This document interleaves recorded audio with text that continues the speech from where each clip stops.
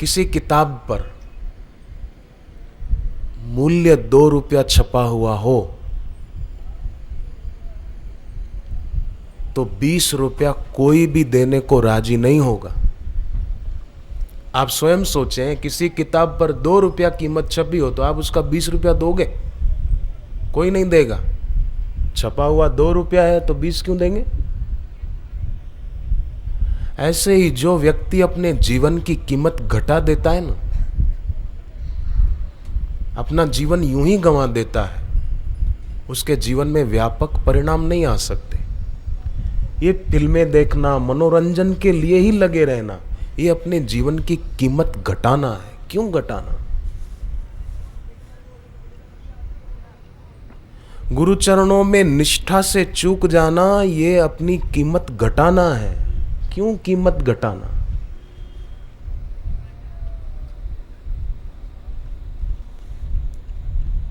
अपनी कीमत बढ़ाए। जीवन अमूल्य है, इसको निर्मूल्य न गंवाएं। लोग निर्मूल्य गंवा देते। सेठ नहाने गया नदी में, पानी गहरा था, उसको पता नहीं, वो डूबने लगा।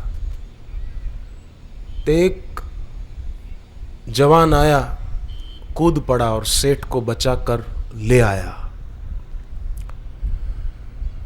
सोचा उस जवान ने कि पैसे वाला सेठ है, मुझे इनाम देगा कुछ विशेष।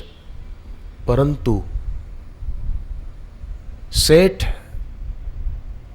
2 पैसे का सिक्का जेब से निकालकर उस बचाने वाले युवक को देता हुआ बोला कि ले तेरा इनाम। वो युवक देखता ही रह गया, इतना बड़ा सेठ, इसकी जान बचाई, इनाम 2 पैसे। लोग जो किनारे पर खड़े थे उन्होंने कहा कि हमको पता था इसके बारे में, इसलिए तो हम इसको बचाने कूद नहीं रहे थे पानी में, हम भी तो देख रहे थे इसको, पर पता था ये आदमी कैसा है। इतने में एक महात्मा आए, उन्होंने कहा कि ये सेठ है ना, 2 पैसे दिए ना तुमको? बोले हाँ। तो इसकी जीवन की जितनी कीमत है ना, इतने ही तेरे को दिए हैं, तू चिंता मत कर, शोक मत कर कि मुझे कम पैसे मिले, इसकी कीमत ही इतनी है। यह आदमी अपना जीवन गंवा रहा है, अपने जीवन की कीमत घटा बैठा है। रुपया खर्च करते हैं ना तो फिर से कमा भी लेते हैं। जितना खर्च करें उससे ज्यादा कमा भी सकते हैं, कमाते हैं लोग कई। परंतु श्वासों का खजाना जो खर्च होता है ना, तो फिर दूसरा कमा नहीं सकते। और दूसरी बात ये ध्यान देने की है कि रुपया तो खर्च करने पर खर्च होता है, परंतु समय तो बिना खर्च किए ही खर्च हो रहा है। ये खर्च नहीं करना पड़ता, वो खर्च हो रहा है, अपने आप हो रहा है, और दोबारा दूसरा मिलेगा नहीं। तो जो मिला हुआ है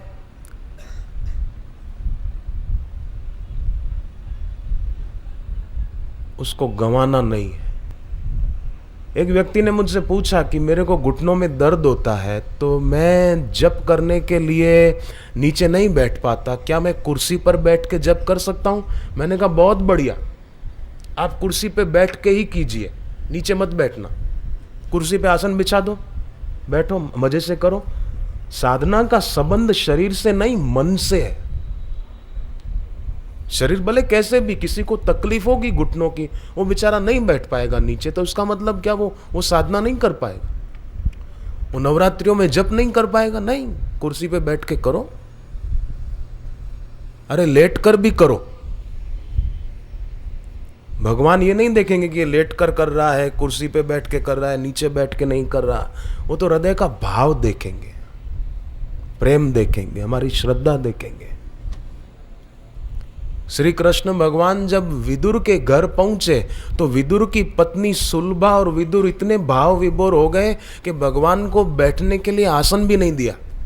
भगवान खुद आसन लेकर बैठे और केले का छिलका उतार कर छिलका भगवान को दे रही थी और गिरी फेंक रही थी। भगवान छिलके खा रहे थे।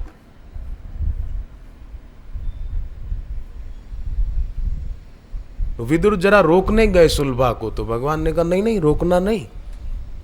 आज ये छिलके खाने में वो रस आ रहा है जो रस बचपन में माँ यशोदा के हाथ की रसोई खाने में आता था। उनके हाथ का बना हुआ भोजन खाने में जो रस आता था, वो रस आज सुलभा के केले के छिलके में से आ रहा है। इसने जो मेरे को छिलके दिए उसमें रस आ रहा है। तो भगवान भाव देखते हैं और साधना का संबंध हृदय के भावों से है। शारीरिक तप जरूर भगवान ने गीता में बताया है, ब्रह्मचर्यम अहिंसाम च शारीरम तप उच्यते। ब्रह्मचर्य अहिंसा ये शारीरिक तप है। तो अपने जीवन का थोड़ा क्रम सही करना चाहिए। जीवन में गुरु ज्ञान को और गुरु मंत्र को महत्व देना चाहिए। गुरुमुख नादम गुरुमुख वेदम गुरुमुख रही समाय। गुरु की सीख मान लेने से भगवत प्राप्ति इसी जन्म में संभव है। और गुरु की सीख सुनते समय गुरु की सीख मस्तिष्क से नहीं, हृदय से सुननी चाहिए। अगर गुरु की सीख, गुरु की वाणी हृदय से सुने तो गुणहीन गुणवान बन सकता है। कंस जैसा जीवन हो पर परमहंस संत जैसा जीवन हो सकता है। गुरु की सीख हृदय से सुने।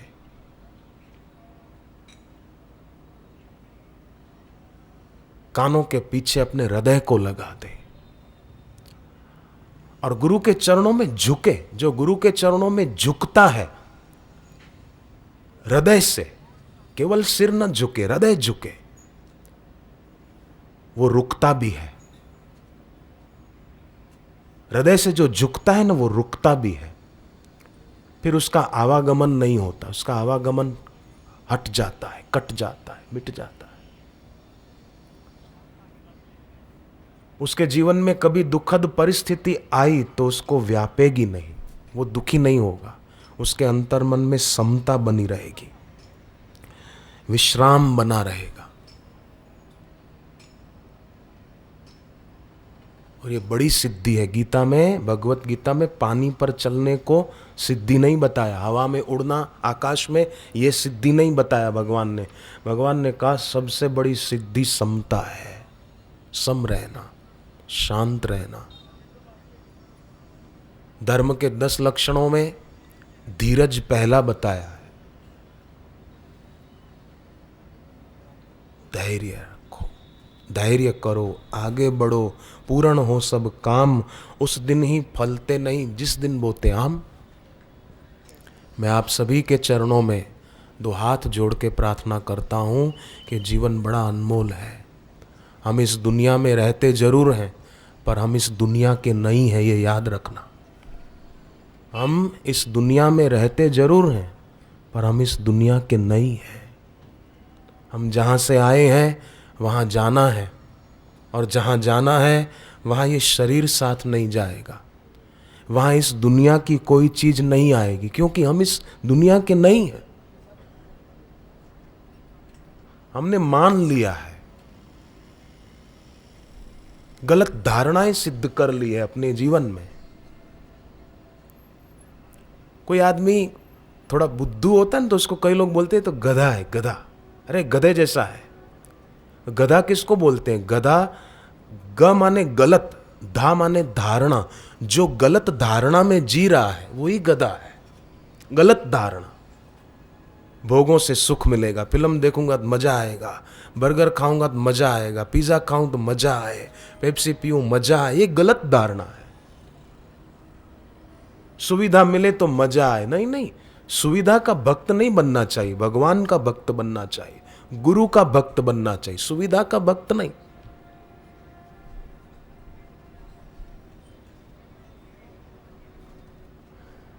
एक दिन था कि हम यहां नहीं थे। जिसकी जितनी आयु है, 30 साल, 35 साल, 40 साल, 50 साल, 60 साल, जिसकी जितनी आयु, आप विचारो उतने साल पहले वो दिन था कि हम यहां नहीं थे। और एक दिन आएगा कि जब हम यहां नहीं होंगे, वो दिन भी आएगा। वो दिन था जब हम यहां नहीं थे, और वो दिन भी आएगा कि हम यहां नहीं होंगे। तो जहां हम नहीं थे, जहां हम नहीं होंगे, उसको अपना मानकर क्यों बेकार में पचते रहना, क्यों आसक्त होना, क्यों फंसना, क्यों उलझना। केवल मनोरंजन में न उलझे, मनोभंजन की साधना करें। परो ही योगो मनसस समाधि। आप एक बात बताओ, आपके घर में, आपके परिवार का कोई व्यक्ति बाजार जाए और चीज कोई खरीद कर लाए, आप वो चीज देखो और आप बोलो कि कितने में खरीद के लाए? बोले 70 रुपए में। मान लो, कल्पना करो 70 रुपए। अरे 70 रुपए में लेकर आए, ये चीज तो 15 रुपए की है और आप 70 रुपए में लेकर आए। आप उस व्यक्ति पर नाराज होंगे, भले आपके घर का है, पर आप उस पर गुस्सा करोगे। 15 रुपए की चीज और तुम 70 रुपए में खरीद कर लाए, ये तुमने ठीक नहीं किया, ये बुद्धिमानी नहीं है। अब 15 रुपए की चीज कोई 70 रुपए में खरीद कर लाए तो हम उस पर गुस्सा करते हैं कि सस्ती चीज महंगे दाम खरीद कर ले आए। परंतु जरा सोचो, रुपयों से न मिल सके ऐसे अनमोल श्वास हैं, श्वासों का खजाना है, वो हम बहुत सस्ते में खर्च कर देते, बहुत सस्ते में। तुच्छ भोगों को पाने के लिए अनमोल श्वासों को गंवा देते हैं। जीवन पूरा हो जाता है, बुढ़ापा आ जाता है, शरीर में शक्ति नहीं रहती, पराधीनता, शक्तिहीनता और बुद्धि में जड़ता आ जाती। क्या मिला? अनमोल जीवन यूं ही बीत गया। एक आदमी आलाप भर रहा था, गा रहा था, बहुत देर से गाए जा रहा था। वो पड़ोसी जो था ना, उसको बड़ी तकलीफ हुई। वो गाना बंद न करे। कईयों को शौक होता है गाने का, सुर का पता भी नहीं होता, पर फिर भी गाते रहते। वो बेचारा पड़ोसी बड़ा परेशान हो गया। आखिर थक कर उसके पास आया और कहा कि आप तो क्या गाते हैं, क्या कहना आपके गाने का, आपके सुर का भी क्या कहना, और वास्तव में क्या कहना, क्या कहना आपके सुर का। भाई साहब, आपके कार्यक्रम, आपके संगीत के कार्यक्रम तो लंदन, अमेरिका, कनाडा, यूएई, इस जगह आपके कार्यक्रम होने चाहिए, बहुत जरूरी है। तो आदमी जो गाने वाला था ना, वो खुश हो गया। अच्छा, तो आपको मेरा गाना पसंद आया? मुझे बहुत खुशी हुई, आपको मेरा गाना पसंद आया। तो इसमें आपको क्या फायदा होगा? मेरे कार्यक्रम यूके, यूएई, यूएसए, इधर मेरे कार्यक्रम होंगे, आपको क्या फायदा होगा? बोले मुझे बहुत फायदा होगा, कम से कम वहां से तुम्हारी आवाज तो नहीं सुनाई देगी, तुम्हारी आवाज नहीं आएगी वहां से, यहां से तो आती है। बेकार का लोग आलापते रहते, अपना जीवन यूं ही गंवा देते हैं। सोचते हैं कि हम बहुत बड़ा काम कर रहे हैं, हम बहुत अच्छा काम कर रहे हैं। नहीं नहीं, राम विमुख संपत्ति प्रभुताई, जाई रही पाई बिनु पाई। सब जा रहा है, क्या पाया? आईना होता है ना, आईना, आईने में लोग चेहरा देखते हैं,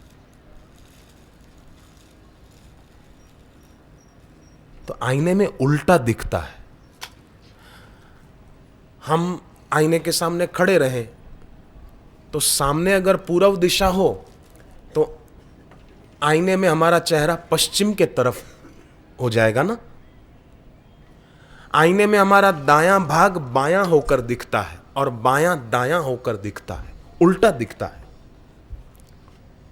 तो जैसे आईने में ये उल्टा दिखता है ना, ऐसे ही संसार में लोगों को उल्टा दिख रहा है, हो रहा है नुकसान, पर लगता है कि अब मेरे को फायदा हो गया, मैंने तो नई गाड़ी खरीद ली, मैंने तो अपना नया मकान बनवा लिया, मैंने तो ये कर लिया, मैंने तो ये कर लिया, पर नुकसान हो रहा है, नुकसान, घाटा हो रहा है, श्वास बीत गए, खर्च हो गए, आयुष्य पूरा हो गया। इसलिए उठो मानव, आंख खोलो, सो चुके हो अब न सोना। स्वर्ण घड़ियां कदाचित तुम खो चुके हो अब न खोना। बहुत ही सुंदर समय है, जागृत जीवन बिताओ। जागृत जीवन बिताएं, सोए सोए नहीं। जागृत जीवन क्या है कि दूसरे से सुख न लेना, ये जागृत जीवन है। मुझे अमुक चीज मिले तो ही मजा आए, मुझे स्टडी वीजा मिले और मैं अमेरिका पढ़ने के लिए जाऊं तो मजा आए, ये जागृत जीवन नहीं है। मैं कोई कोल्ड ड्रिंक की बोतल पीऊं तो मजा आए, ये जागृत जीवन नहीं। समझो सोया है आदमी। बड़ा आश्चर्य लगता है, लोग बड़े कमाल के हैं। आप कल्पना करो, किसी को भूख लगी और उसके पास कोई खाना दे गया और वो खाने को तैयार है। इतने में कोई आकर के, भाई साहब आप ये जो खाने जा रहे हो ना, इसमें जहर मिला हुआ है, मत खाना, मरोगे। तो आप बताओ आदमी खाएगा क्या? पता चल गया इसमें जहर है, नहीं खाएगा। क्यों नहीं खाएगा? अरे बोले खाऊंगा तो मर जाऊंगा। तो शरीर नष्ट हो जाए ऐसी चीज लोग नहीं खाते हैं, परंतु आश्चर्य है कि बुद्धि नष्ट हो जाए ऐसी चीज लोग पैसे देकर खाते हैं। बुद्धि नाश हो जाए ऐसी चीज लोग पैसे देकर खाते हैं। शरीर नाश हो जाए, मर जाए, ऐसी चीज नहीं खाते, पर बुद्धि नाश हो जाए वो चीज खाते हैं। देखो, श्रद्धा एक होती है तामसी, एक होती है राजसी, और एक होती है सात्विक श्रद्धा।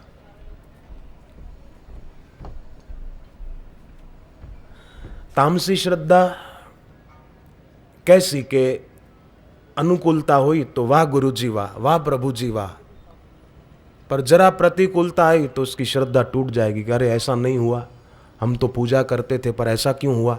ये तामसी श्रद्धा है। राजसी श्रद्धा होती है, कभी घटी कभी बड़ी। कुछ निंदक मिल गए तो श्रद्धा घट गई, फिर कुछ अच्छे लोग मिल गए, भक्त मिल गए तो फिर श्रद्धा में रंग आया, फिर कोई ऐसे वैसे निगुरे नास्तिक मिल गए तो फिर घट गई। इसमें उतार चढ़ाव आता है। और सात्विक श्रद्धा वो तो कुछ भी हो जाए, पर उसमें भक्ति भाव में, प्रेम में, समर्पण में कमी नहीं आती। तो अब भगवान गीता में कहते हैं ध्यान देना कि कर्ता के अनुरूप श्रद्धा होती है। मेरी सात्विक श्रद्धा हो जाए, मेरी सात्विक श्रद्धा हो जाए भगवान में, गुरु में, माता में, तो ये बोलने से नहीं होगी। अगर कर्ता सात्विक होगा, हम भोजन सात्विक करेंगे, अपना आचरण बढ़िया बनाएंगे, अपना रहन सहन, खान पान, उठना बैठना, सोना जगना, ये भी हम सात्विक बनाएंगे। कर्ता सात्विक होगा तो उसकी श्रद्धा सात्विक होगी। कर्ता तामसी होगा, रात को देर तक फिल्म देखे और सुबह देर तक सोया रहे, होटलों में खाए पिए, तो कर्ता तामसी होगा तो श्रद्धा तामसी होगी। पर कर्ता सात्विक होगा तो श्रद्धा सात्विक होगी। इसलिए मुझे तो गुरुवाणी की बात बहुत बढ़िया लगती है। एक भक्ति भगवान नानक साची मानो, जिह प्राणी के नहीं मानी, नानक मानो ताही तनु, जैसे सूकर स्वान। जैसे सुअर और कुत्ते का शरीर है, ऐसे उनका शरीर है जिनके दिल में भक्ति नहीं है, जिनके दिल में नाम जप के लिए प्यार नहीं है। जो जप किए बिना खाता है वो व्यक्ति अन्न नहीं खाता, पाप खाता है। पाप, अन्न क्या खाएगा? पाप खाएगा। कर्ता तामसी होगा। फिर आजकल तो लोग देखा देखी, ये कर रहे हैं मैं भी करूं, ये ऐसा कर रहे हैं मैं भी करूं। एक शिक्षक ने बच्चों को पूछा कि बच्चों एक बात बताओ कि एक वाड़े में 25 भेड़ें बंद हो, भेड़ होती है जिसका ऊन निकलता है, 25 भेड़ें बंद हो, उसमें से 5 भाग जाएं कूद कर, तो कितनी बची? बच्चे बोले 20 बची। 20। पर एक बच्चा बोला साहब एक भी नहीं बची। बोले क्यों? 25 में से 5 जाए तो 20। बोले नहीं साहब, 25 में से एक चली जाए ना तो भी उसकी देखा देखी बाकी की 24 भी भाग जाएगी। वो तो अंधानुकरण करती है, बस ये गई भेड़ तो मैं भी जाऊं, मैं भी जाऊं, मैं भी जाऊं। संसार में ये भेड़ चाल नहीं होनी चाहिए। इसने किया फैशन तो मैं भी करूं, इसने किया मैं भी करूं। नहीं, लक्ष्मी माँ है, माँ, याद रखना। पैसा हमारे भारत देश में धन को लक्ष्मी का है, लक्ष्मी माँ है। माँ का उपभोग नहीं होना चाहिए, उपयोग होना चाहिए, यथार्थ उपयोग हो। फैशन में और व्यसन में लक्ष्मी का उपभोग होता है, इसलिए फैशन में और व्यसन में लक्ष्मी का उपभोग न हो। उपभोग से लक्ष्मी रूठेगी, घर में बरकत कम हो जाएगी, पर यथार्थ उपयोग से लक्ष्मी राजी होगी, घर में बरकत बढ़ेगी, सुख समृद्धि बढ़ेगी। इसलिए सभी के चरणों में मेरी हाथ जोड़कर प्रार्थना है कि अगर किसी के जीवन में ऐसा हो तो उसको दूर करें, अपना व्यक्तिगत खर्च जितना हो सके कम करें, और मंत्र जप करें। ये नवरात्रि के 9 दिनों में तो मैं भी ज्यादा करता हूं रोज की अपेक्षा। रोज जितना करता हूं नौरतों में उससे ज्यादा करता हूं, क्योंकि इन दिनों में जप की बड़ी महिमा है, इन दिनों में अंतरंग साधना की बड़ी महिमा है। अपना मूल्य घटाए नहीं। क्यों घटाएं? 2 व्यक्ति जा रहे थे यात्रा करते हो, रास्ते में उनको प्यास लगी, पदयात्रा का जमाना, जंगल का मामला था, तो देखा दूर एक झरना बह रहा है। दोनों गए, झरने के पास एक पात्र भी पड़ा था, पात्र से पानी भरकर पिया तो कड़वा कड़वा पानी थूक दिया, जहर जैसा पानी। बोले ये तो कैसे पिएंगे, चलो आगे दूसरा झरना मिल जाएगा। पात्र साथ में लेकर गए, थोड़ा दूर जाने पर दूसरा झरना मिला, वहां से उसी पात्र के द्वारा पानी भरकर पिया तो भी कड़वा कड़वा। उनको लगा कि ये भी कड़वा है, थूको, ये पिएंगे मरेंगे। आगे गए, तीसरा झरना मिला, वहां से उसी पात्र से पानी भरकर पिया तो वो भी कड़वा। और पास में एक संत बैठे थे, उनको पूछा महाराज जी बात क्या है, हर झरने का पानी कड़वा जहर जैसा, आप कहां से पीते पानी बताओ तो हम भी वहां जाकर पिए। महात्मा ने कहा मैं तो यहीं से पानी पीता हूं, इसी झरने से। बोले हमने आपके सामने पिया, कड़वा पानी है। बोले हो नहीं सकता, मैं देखो तुमको सामने पी के दिखाता हूं। पी के दिखाया, बोले मीठा अमृत है, ठंडा भी है, पियो। तो उन्होंने फिर वो पात्र से पानी भरा, फिर थूक दिया। बोले महाराज कड़वा है। बोले जरूर कुछ गड़बड़ है, तुम जिस पात्र से पानी पी रहे हो ना वो पात्र फेंक दो और ऐसे हाथ से उठा के पियो। तो उन्होंने पिया तो हो महाराज ने पूछा अब कैसा है। बोले महाराज बाद में बताएंगे, पहले पीने दो भरपेट। तो गड़बड़ कहाँ थी, उस पात्र में गड़बड़ थी, वो पात्र गंदा था, इसलिए उनको हर झरने का पानी गंदा लग रहा था। ऐसे ही व्यक्ति का हृदय रूपी पात्र इच्छाओं और आकांक्षाओं की गंदगी से भरा होता है, इसलिए ऐसे लोगों को सच्चे संत में भी दोष दिखने लग जाते हैं, गुरु में भी दोष दिखने लग जाता है। दोष देखने वालों को तो वशिष्ठ जी में भी दोष दिख गया था भाई। वशिष्ठ जी कह रहे थे सीता गहने पहन कर जाएगी वनवास के दौरान, पर कई आदि दूसरे लोग कह रहे थे नहीं नहीं, वन में जाना है तो सोने के आभूषण पहनने की क्या जरूरत है, उतार के जाएगी गहने, सादे वस्त्र पहनकर जाए बस। वशिष्ठ जी कहते हैं नहीं, मैं रघुकुल का गुरु हूं, इसलिए मेरा आदेश है सीता गहने पहनकर ही जाएगी। पर कई लोग अड़ गए। वशिष्ठ जी ने कहा ठीक है। अरुंधति को आदेश दिया अपनी पत्नी को कि यहां के गहने भले सीता उतार दे, पर देवी तुमको जो शादी के समय गहने मिले थे वो ले आओ, वो सीता जी को पहनाओ, और सीता जी गहने पहनकर ही जाएगी। उस समय विरोध करने वालों को लग रहा था कि वशिष्ठ जी ऐसा क्यों कह रहे हैं, पर बाद में जब पता चला रावण सीता जी का अपहरण करके ले जा रहा था, तो सीता जी ने उसमें से, उन गहनों में से कुछ गहने ऋषयमुख पर्वत पर जहां सुग्रीव और हनुमान जी बैठे थे, वहां वो गहने सीता जी ने गिराए थे। और उन्हीं से दिशा का पता चला कि रावण सीता जी को दक्षिण दिशा में ले गया, ये उससे पता चला। तो उस समय विरोध करने वालों को पता नहीं चला, बाद में पता चला, बाद में उनकी आंखें खुली। तो कई बार लोग बेचारे अनभिज्ञ होने के कारण, अज्ञ होने के कारण लाभ उठाने से वंचित रह जाते हैं, उनका जीवन यूं ही पूरा हो जाता है और बेचारे ऐसा जीवन जीते हैं, पर बुढ़ापा भी ऐसा ही बिताते हैं कि जैसे कोई चित्र लिखित सूर्य से प्रकाश पाने की इच्छा करे। आप खुद सोचो, आप समझदार हैं, आप बुद्धिमान हैं, पढ़े लिखे हैं, क्या चित्रलिखित सूर्य से अंधेरा मिट सकता है क्या? आप बताओ। पेंट किया हुआ है, सूर्य का पिक्चर बनाया हुआ है, आसमान का पिक्चर बनाया, नीला रंग भर दिया दीवार पर और सूर्य बना दिया, तो आप बताइए क्या चित्रलिखित सूर्य से अंधेरा मिटेगा क्या? नहीं मिटेगा, संभव ही नहीं है। पेंट किया हुआ घोड़ा हो और कोई सोचे कि मैं इस घोड़े पर बैठकर अंबाला शहर से अंबाला कैंट जाके आऊं, तो वो आदमी पागल है कि और कुछ है?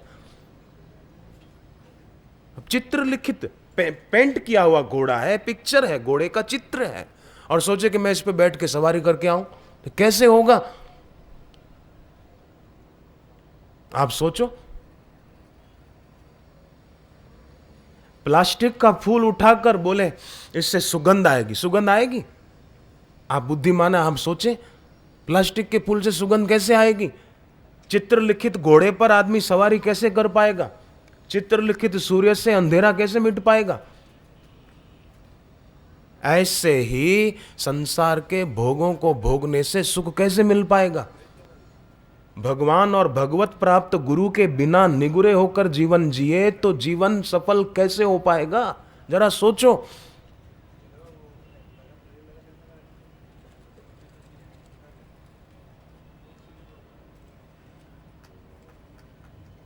पानी पर किए हुए हस्ताक्षर कितनी देर टिकेंगे? जरा सोचो।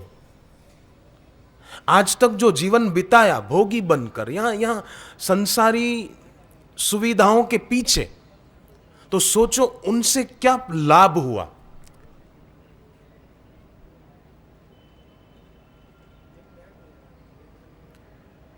विज्ञान भी इस सत्य को आज स्वीकार कर रहा है। बड़े बड़े बुद्धिमान विज्ञानी, कार्ल गुस्तेव जुंग के पास जब कोई मनोरोगी आता तो वो कहते कि आज इसको मनोचिकित्सा की जरूरत नहीं है, आज इस व्यक्ति को धर्म की जरूरत है, आज इसको धर्म के ज्ञान की जरूरत है, आज इसको धर्ममय जीवन जीने की जरूरत है। ये इस युग के विज्ञानी हैं।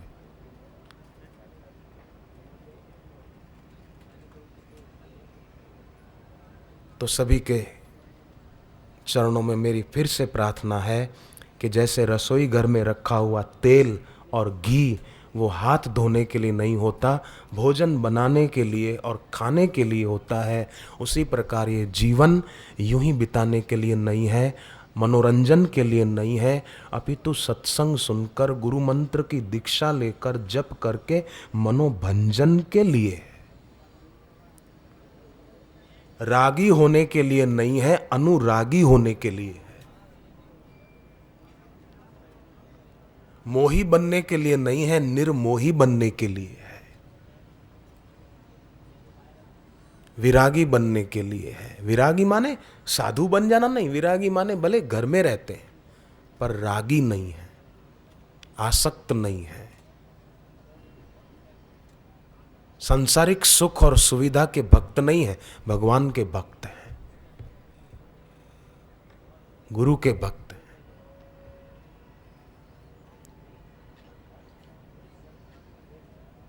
ऐसे भक्त बनने के लिए ही ये जीवन मिला है। यूं ही बीत न जाए, सावधान रहना।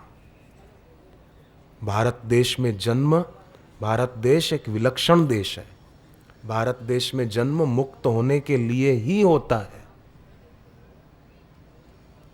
हमारा भारत भूमि में जन्म हुआ है।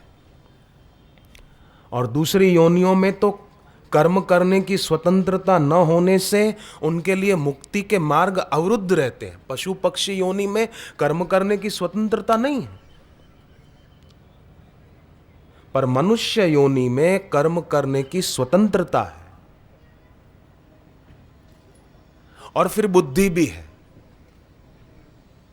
तो व्यक्ति अगर चाहे तो विचार पूर्वक, दूरदर्शिता पूर्वक कर्म करता हुआ अपने मुक्ति के मार्ग को अवरुद्ध नहीं करे, खोल दे।